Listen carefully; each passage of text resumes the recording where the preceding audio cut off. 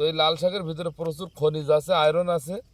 এটা আমরা খাইলে আমাদের চোখের কিন্তু জ্যোতি বৃদ্ধি করে এবং এতে প্রচুর আয়রন থাকার কারণে যাদের রক্ত স্বল্পতা আছে তাদের কিন্তু এই রক্ত স্বল্পতা দূর করে। তো ইদুর ভাই, জি ভাই, আসসালামু আলাইকুম, কেমন আছেন? আলহামদুলিল্লাহ খুব ভালো আছে। তো লাল শাক কতটা লাগাইছেন এখানে? 1 বিঘা 42 শতক। 42 শতক না? তো ফলন কেমন হয়েছে? আলহামদুলিল্লাহ। আলহামদুলিল্লাহ খুব ভালো হয়েছে ভাই। বর্ষা একটু ওই যেদিন কি বীজ বুনছিলাম সেদিনকে একটা বর্ষা হয়েছিল, আচ্ছা পানি মাথায় আর কি বীজ কিছু নষ্ট হয়ে গেছে, কিছু চারা অল্প ফুটেছে আর কি। আচ্ছা, তো এটা কি জাতের বীজ? এটা ডুলনা লাল শাক। ডোল্লা লাল শাক। তো ফলন কেমন হয়েছে? আলহামদুলিল্লাহ। আলহামদুলিল্লাহ খুব ভালো হয়েছে। তো এখন ওই বর্ষার কারণে একটু কমে গেছে, নাহলে খুব ভালো হয়তো। তারপরেও হয়তো 25 মন টন হতে পারে, 22-25 মন 1 বিঘায়। ও, তাতে কেমন টাকা বেচা বিক্রি হবে আশা করা যায়? 20-25 হাজার হবে।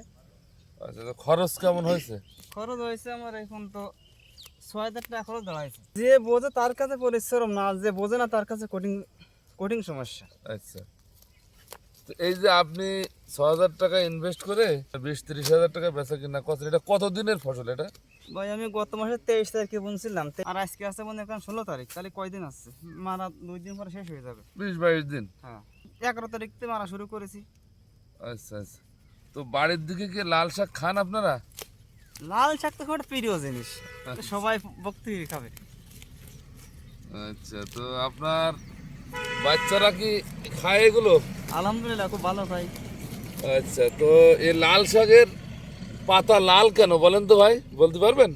এই লাল শাকে ক্রোমোপ্লাস্ট থাকে, হ্যাঁ, যে কারণে এইটার পাতা লাল রং হয় আর কি। তো এই লাল শাকের ভিতরে প্রচুর খনিজ আছে, আয়রন আছে। এটা আমরা খাইলে আমাদের চোখের কিন্তু জ্যোতি বৃদ্ধি করে এবং এতে প্রচুর আয়রন থাকার কারণে যাদের রক্ত স্বল্পতা আছে তাদের কিন্তু এই রক্ত স্বল্পতা দূর করে এবং এটা কিন্তু খুবই একটা ভিটামিন জাতীয় একটা ভালো খাবার। জিনিস। হ্যাঁ।